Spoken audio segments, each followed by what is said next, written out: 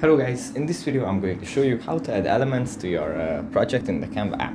But before that, don't forget to subscribe and leave a comment down below, because at 10,000 subscribers I'm going to show you my whole YouTube revenue statistics and growth strategy. So without further ado, let's just jump right into it. First you have to open up the Canva app, and here as it opens up in the home menu, but you have to go into the projects. And here in the projects, we have to select the one that we want to work on. Let's say it's this one. We wait a little bit until it loads. And after it is loaded, we just tap on the screen.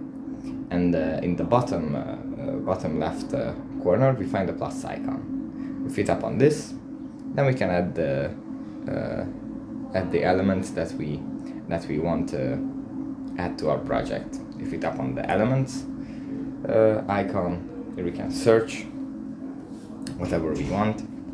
And yeah, that's pretty much it for this video. Hope it was helpful for you guys, and I'll see you in the next one. Bye.